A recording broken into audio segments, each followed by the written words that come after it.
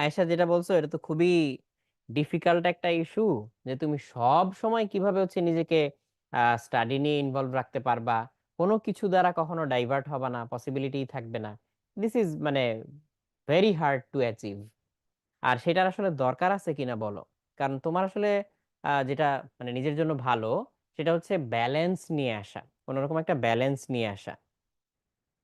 তো ব্যালেন্সটা আসলে কিভাবে আনবা, সেটা হচ্ছে তোমার ফোকাস নষ্ট হয় কিসে, ডিস্ট্রাকশন গুলো হয় কিসে, সেই জিনিসগুলো কি, সেগুলো তুমি লিস্ট ডাউন করো। যেমন অনেকের হচ্ছে ফোকাস নষ্ট হয় যে ভাইয়া আমি হচ্ছে ঘন্টার পর ঘন্টা ইউটিউব দেখি, বা হচ্ছে সিরিজ দেখি, মুভি দেখি, এগুলাতে। তো সেগুলো তুমি লিস্ট ডাউন করো যে আমি এই এই কাজগুলা করি।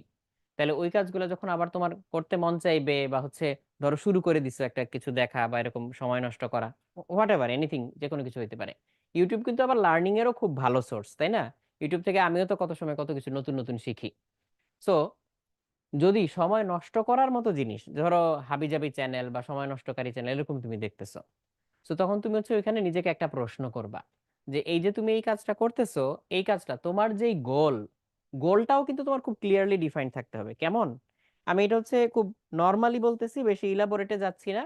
যেটা হচ্ছে তোমার গোল কি, তুমি এখন নিজের একটা আইডিয়াল ভার্সনের একটা ডেসক্রিপশন লেখো, যে তুমি কি করতে পারলে ডেইলি, কি করতে পারলে ডেইলি, কি অ্যাচিভ করতে পারলে, বা তোমার স্টাডিজের ব্যাপারে, তোমার পড়ালেখার ব্যাপারে, তোমার মনোযোগের ব্যাপারে ঠিক কি অ্যাচিভ করতে পারলে তুমি নিজেকে পারফেক্ট মনে করতা বা হচ্ছে স্যাটিসফাইড মনে করতা। যেমন ধরো আমি যদি আজকে 3 ঘন্টা টানা নিজে পড়তে পারতাম, কিংবা হচ্ছে আমি যদি হচ্ছে পরীক্ষায় এরকম রেজাল্ট করতে পারতাম, বা আমার ক্লাসে যদি আমার পজিশন এরকম হইতো, তাইলে হচ্ছে আমি স্যাটিসফাইড ফিল করতাম। ওইটা একদম ক্লিয়ারলি খাতায় লিখো, সুন্দর করে ডায়েরির মধ্যে লিখো।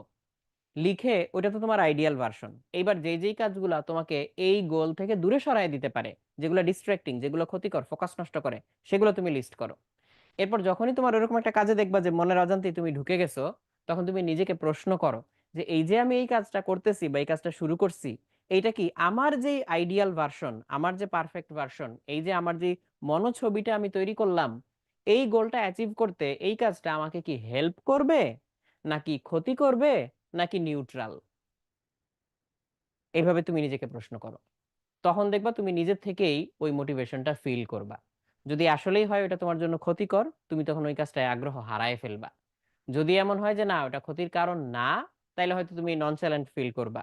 আর যদি মনে হয় না এমন কোনো কাজ করছে যেটা ওইটার জন্য আরো উপকারী, তাহলে তুমি ডাবল মোটিভেটেড ফিল করবা। সো এইভাবে তুমি নিজেকে প্রতিনিয়ত প্রশ্নের ভিতরে রাখো। 2-1 দিন প্র্যাকটিস করো, 1 সপ্তাহ প্র্যাকটিস করো, 2 সপ্তাহ প্র্যাকটিস করো, দেখবা অনেক কিছু আয়ত্তে চলে আসবে। এটা সংক্ষেপে বললাম আর কি ক্লাসের মধ্যে। ওকে।